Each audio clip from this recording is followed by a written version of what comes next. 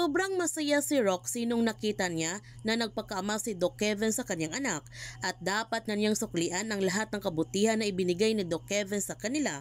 Kaya handa na nga si Roxy na tanggapin ang pagmamahal ni Doc Kevin dahil napatunayan naman niya na sincere ang pag-ibig nito sa kanya at mukhang hindi siya lulukuhin nito at paaasahin katulad ng ginawa ni Archie.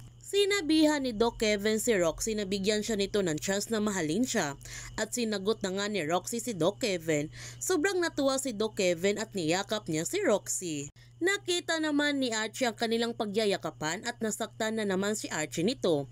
Kaya this time, handa na siyang magpakita kay Roxy para tuparin ang kanyang pangako noon na babalik siya nito para sa kanilang anak. Sa kanilang muling pagkikita, nakatikim ng masasakit na salita si Archie mula kay Roxy kung bakit ngayon lamang ito nagpakita sa kanila. Humingi ng tawad si Archie at nakiusap siya na bibigyan ulit siya ng chance. Pero ang sabi ni Roxy na wala na siyang chance dahil ilang beses niya ito binigyan ng chance ngunit sinayang lamang niya. Hindi naman sinabi ni Archie kay Roxy ang katotohanan kung bakit ngayon lamang ito nagpakita sa kanila. Gayon pa man, sa hindi inaasahan nakita ni Archie ang kanyang anak, kaya niyakap kaagad niya ito. Hindi naman naggalit si Riley dahil nararamdaman niya ang lukso ng dugo. Hinahanap ni Riley ang kanyang ina at ang sabi ni Archie na ihahatid niya ito sa kanyang ina. Pero may masama palang binabalak si Archie dahil gusto pala niyang itangay ang kanyang anak para makasama niya ito.